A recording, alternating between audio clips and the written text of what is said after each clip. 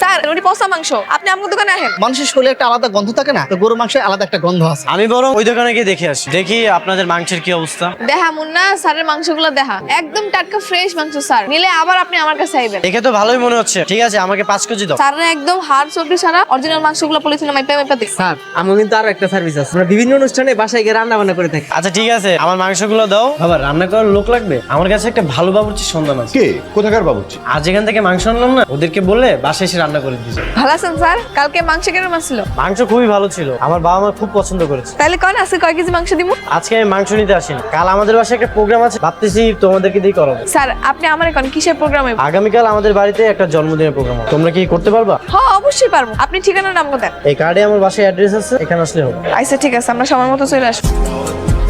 কোন বাড়ির অর্ডার কাটছে? দুনিয়াতে এত বাড়ি থাকতে শেষ পর্যন্ত এই বাড়ির অর্ডার নেওয়া লাগলো তো? কি সমস্যা বুঝলাম না। তোমার বোঝা লাগবে না, চলো বাড়ি চলো, গাড়ি ঘোড়া। এই বাড়ির কাম আমি করতে পারবো না। আব্বা আমি কথা দিয়ে ফালাইছি না। আপনারা চলে আসছেন, আসেন ভিতরে আসেন। ওস্তাদ এখানে রান্না করতে চাইতেছে না। আঙ্কেল আমরা অলরেডি সবাইকে দাওয়াত দিয়ে ফেলছি, এখন যদি এমন কথা বলেন তাহলে কিভাবে হবে? আমার ফ্যামিলির তো একটা মান সম্মান আছে, তাই না? দেখছো আব্বা কইছি না, লও এরকম করো না, লও। ভিতরে নিয়ে যাও এগুলো। কাগজ কলম নে, কতজন মানুষের খাওয়া নেব, রোস্ট কয় পিস হইব, পোলা মাংস হইব নাকি তেহারি হইব, সব শুই না লিখে লইবি যা। এদিকে আমি বুঝবো আব্বা, তুমি যাও। না বোঝার কি আছে? একদিন কি শিখছস?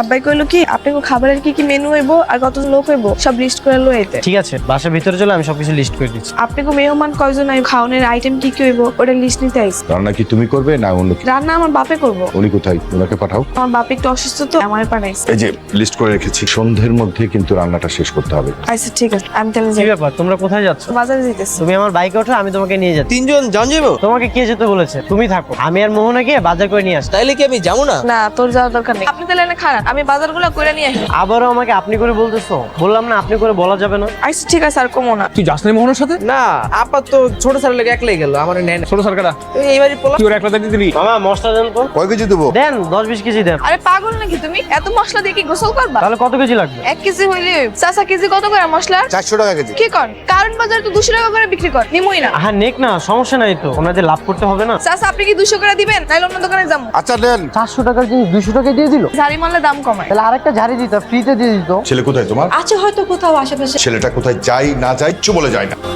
নাইম, এসব সবজি টবজি তোর মাথায় কেন? মেয়ে মানুষ তো দুইটা জিনিস তো আর একসাথে নিতে পারবে না। এই জন্য আমি একটু হেল্প করতেছি। ছি ছি ছি ছি, তোর অধপতন দেখে আমি সত্যি অবাক হচ্ছি। আপনি এগুলো রাইখা দেন, মন না এসে সব নিয়ে যাবেন। Welcome Romeo. তা খুব ভালো তো, সুন্দরী মেয়ে পেয়ে সেই সকাল থেকে বন্ধুদেরকে ভুলে আছি। এটা দেখতে খুব সুন্দর। তা কি ভাবছিস, প্রপোজ করবি নাকি? আরে না, কি ব্যাপার, কোনো সমস্যা নাই তো? আচ্ছা উনি এই গরমের মধ্যে গামছা পেঁচিয়ে আছেন কেন? আমগো ঘানচাতে একটু অসুস্থ লিগা। আচ্ছা ঠিক আছে, রান্নার জন্য টেস্ট হয় নাই।